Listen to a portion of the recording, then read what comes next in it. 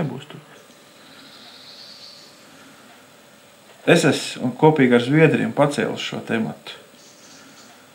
Ar zviedru pētniekiem, bet mēs tādu atsaucību, mēs pat īsti nevaram diskusiju izvērst, jo nav kas mums pretī runā un diskutē par šito jautājumu. Jā. Tā kā tie ozoli tā kā lēnām iet bojā, tad zinātnieki sāk satraukties. Varbūt vajag attīrīt kaut kādu. Es domāju, kas tur uztraukties. Jo paskatiet literatūru, palasiet viņu, jūs redzēsiet, ka visā Eiropā ir tas raksturīgs, sevišķi Austrum Eiropā un tā tālāk, ka ir zinātnieki, mežsaimnieki uztraukušies, ozoli iet bojā, ko nu darīsim. Bet tas jau ir dabisks process. Jo tur jau neko nevar darīt. Bet tas ir visur, bet tāds jauns mežs būs atkal cits, tas tieši interesanti. Moricas salai tomēr vajadzētu šoreiz kaut vai vienīgajai vietai atļaut tomēr attīstīties vai veidoties un tiem visiem procesiem, kas tur ir, notikt tomēr tādā dabiskā un bez cilvēku iejaušanās.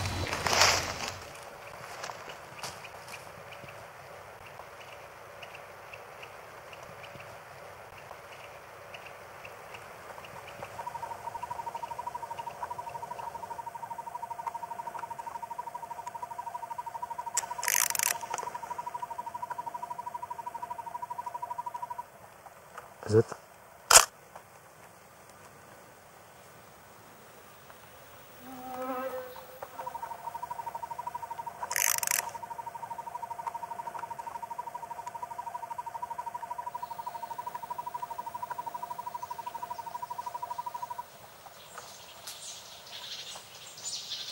Ja tur ir ļoti daudz kukaiņu sugas, kas ir unikāls Baltijas un vēl plašākā reģionā. Un tāpēc tur ir tik daudz ļoti retas sastopamas sugas Latvijā, bet Moricas salā tātad viņas ir, un Latvijā citur viņas ir vai nu ļoti maz vai praktiski nav, bet tas nozīmīgākais ir tas, ka viņas viss ir vienviet uz tās mazās saliņas.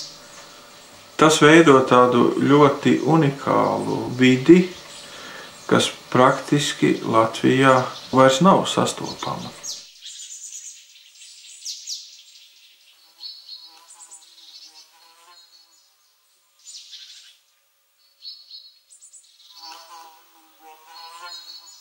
Tauriņi ir ārkārtīgi daudzveidīga grupa. Pasaulē tas skaits ir fantastisks, apmēram 150,000 sugu. Un Latvijā pašlaik ir zināms apmēram 2,5 sugu. Tas ir diezgan liels skaits. Un no kuriem Moricas salā? Un no kuriem Moricas salā, pateicoties mūsu pētījumiem, mēs konstatējam apmēram 1100 tauriņu sugu. Tas ir fragments no tauriņu sistemātiskas kolekcijas un vairāk kas pievēr uzmanību tieši sīktauriņiem. Un šī kastē, šī atvilknē ir tieši tauriņi, kuri ir saistīti ar piepēm. Un pat cik piepēs ir ļoti raksturīgas Moricas salai, tātad lielākā daļa no šīm tauriņiem tieši no Moricas salas. Fotogrāfam tur vispār ir ideāla vieta, ja? Neskar dabu, tu praktiski var fotografēt gandrīz ar aizvērtām acīm un praktiski viss sanāk. Trāpīs vienmēr? Jā, trāpīs vienmēr un ideāli. Es vienreiz, mēs pēdējo reizi, kā aizbraucām, es tā aizrāvos viens pats, ka pat paspēju nomaldīt. Es nezinu, kāpēc pats salā uz minūtēm 40. Un praktiski viss, kas ir nofotografēts, patīk ļoti labi. Tā neskar dabu un priekš fotografu, tur ir tā kā paradīze. Bet priekš tauriņu pētniekiem galvenās lamatas ir gaismas lamatas, kuras producē visvairāk materiālu. Jau viens lamats? Jā, šitās atkal ir uz nakttauriņiem, labi. Uz ko? Uz nakttauriņiem. Un kādā veidā tad, kas tad notiek? Kā tumsā tā lampa ieslēdzas automātiski, un tad viņi lido uz gaismu. Nakal atcitās un krīt lejā, jā? Viņi pret lampu atcitās, ja viņi uz gaismu lido. Tur ir tā, ko viņi saklāja.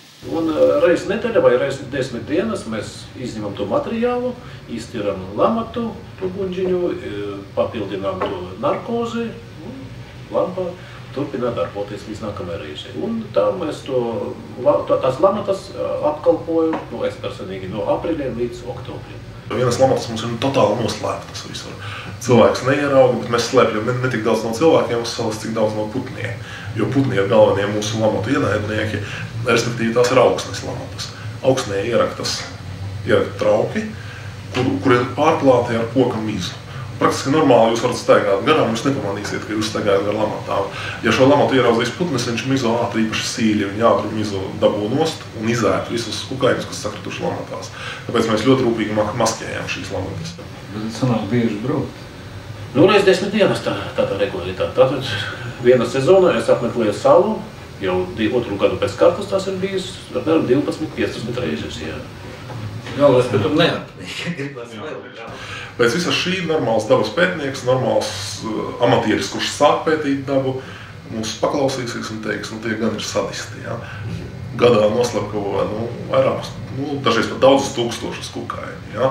Uzreiz vienkārši savai zinātniskā amata varbūt attaisnošanai, ar to, ka patiesībā šādi pētījumi kukaiņu faunai nespēja nodarīt kaut kādu kaitējumu, ja, piemēram, izcērtot hektāra mežu aizies bojā, daudzās, nezinu, cik miljonu reizes lielāks kukaiņu daudzums, izcērtot, piemēram, 1 kaut kādu hektāru mežu, nekā to ievāks entomologi ar savām lamatām. Mums pat bija te ideja tāda, Nikolais ieteica, ka vajadzētu pēc kādu laiku uztaisīt izstādi, ja tauriņi, tev kukaiņi jau fotografijas. Bet nav bijusi tāda? Vēl nē, nav bijusi. Tas ir plānos, un man liekas, būtu tīri interesanti. Jo mēs tikai 2 gadu apmeklējam. Cik mums tagad Haraldam ir labas fotogrāfijas, mums ir kaut kādi pētniecības rezultāti, tā pakāpeniski izveidojas tā izstādes ideja. Ir interesanti atzīmēt, ka interesanti dažāda profila speciālisti vai vienkārši cilvēki skatās uz vienu un to pašu objektu. Teiksim, uz prauliem. Haralds domā, te būs tādas vaboles. Es domāju, tur būs tādi interesanti tauriņi. Viņi tā moto, šeit būtu tādam kaut kādam retam sēnam. Haralds, cik smuki prauli, uzreiz taisa bildi. Varbūt, ja kaut kāds dzejnieks vai rakstnieks atnāks, uzreiz rodīsies kaut kāda pasaka par to, kaut kāda rāganu mītne.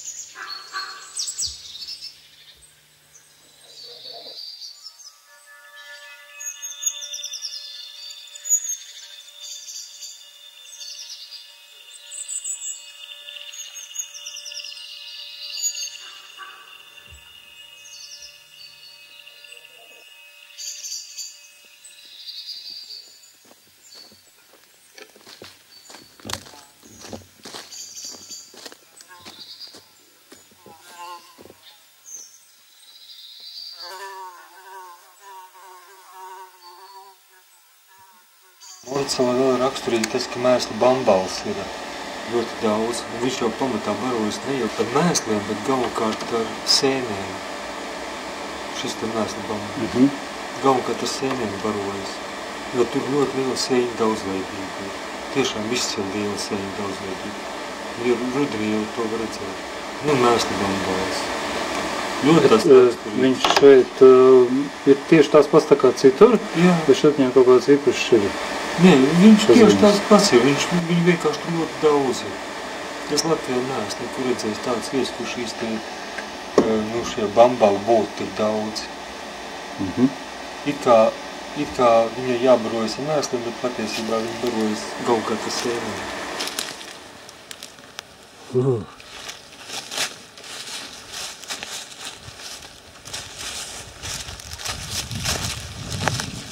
Tā, šitā būtu aste, ne?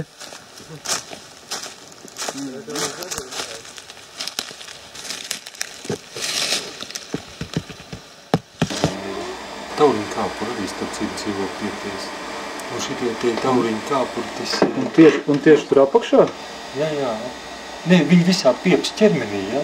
Bet tad viņi tur, viņiem tie ekskrementi tur no apakšas redzami ir.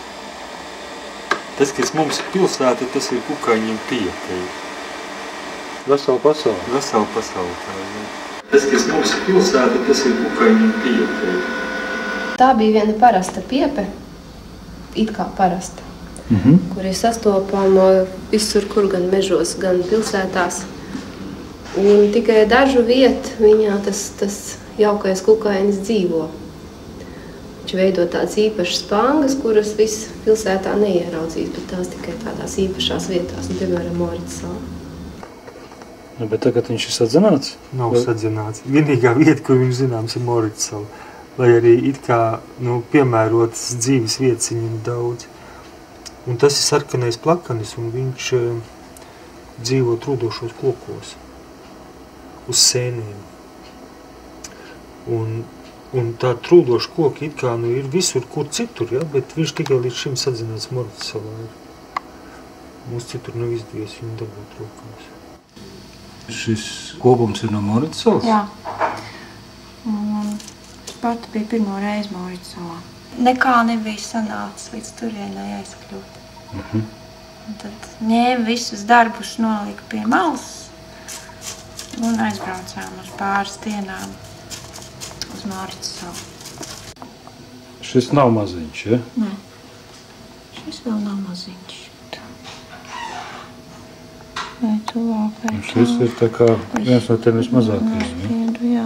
Tas ir tas mazais punktu gliemežs, tā viņi arī sauc īstenībā. Tā tie ir paši mazākie. Vispār vismazākie gliemeži. Latvijā mazākie vai Pasaulē. pat pasaulē?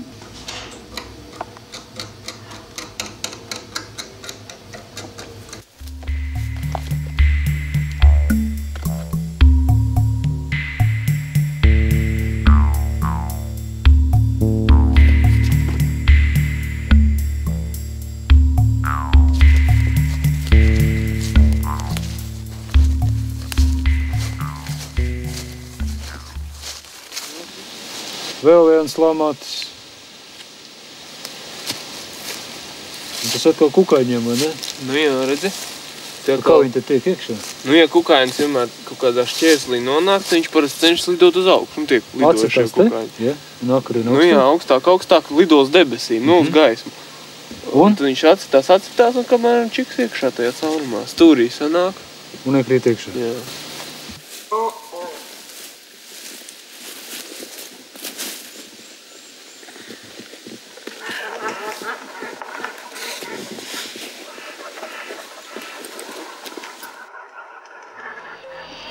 Morits sala aizņem tikai 10% no rezervāta teritorijas, tomēr augu valsts bagātības dēļ tā ir lielākā rezervāta vērtība. Salā galvenokārt ir gāršas tipa meži, kuros unikāls ir liepu audzes. Pēdējos gados zinātnieki Morits salā ir atklājuši ap 100 ķērpju un kukaiņu sugas, uzskaitījuši 330 sēņu sugas, 320 tauriņu un 210 zirnekļu sugas. Salu patstāvīgi apdzīvo vai īslaicīgi atpeldot apciemo brieži, stirnas, aļņi, mežacūkas, bebri, jenotsuņi, lapsas un caunu, susuri, kā arī vāveres, kurmi un peļveidīgie grauzēji. Var apgalvot, ka Morits sala savā ziņā ir kļuvusi par dabisku laboratoriju zinātniskiem pētījumiem un eksperimentiem. Es gribētu teikt, ka tas ir tāds izteikti padomisks formulējums, jā. Tendenciāli. Kā tādā laikā patika šādi te izteicieni, jā, tāds smalki, jā, bet, tas bija viens no argumentiem, kāpēc veidot rezervātus un aizsargājamās teritorijas.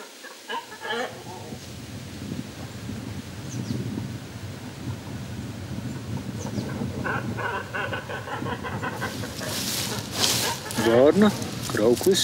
Nē, kā jūras krauklis taču, Viņš maz bariem veseliem tu lido. Jā, tie, kas te augšā, jā? Nu, jā.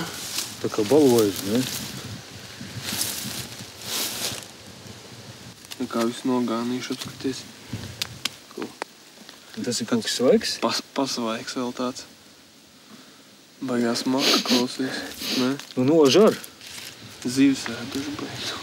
Viņam no tam zīņu tad tikai pārtiek.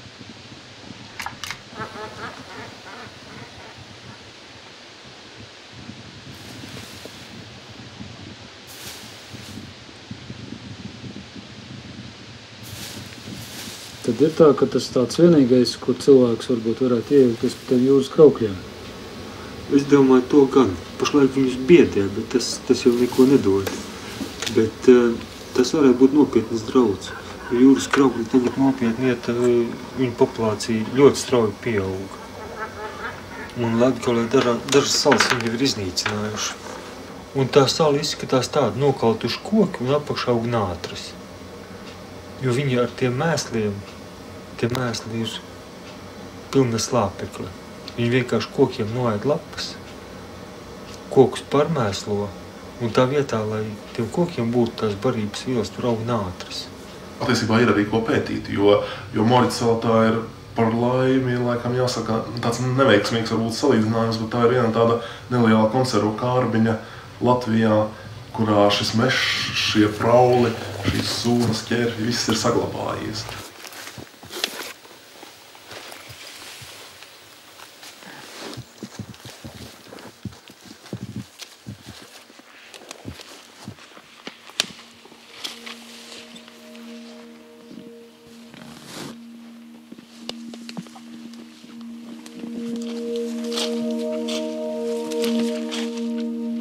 Pa salu klīstot, vaicāju, vai tiešām Morits salā vislielā ledā ir reiz palikusi un ledumu kūstotai apkārt tapis Usmas ezers? Leģenda vēstīja, ka reiz šeit stāvējusi sena pirts. Pirts kalna galā. Tad ezers esot novēlējis no gaisa. Vai Usmā vispār miglas zemē? Ir ļoti daudz kukaiņu sugas. Tā sala izskatās tāda nokautuši koki un apakšā aug nātris. Mūsu sabiedrība nav gatava par tādām lietām diskutēt.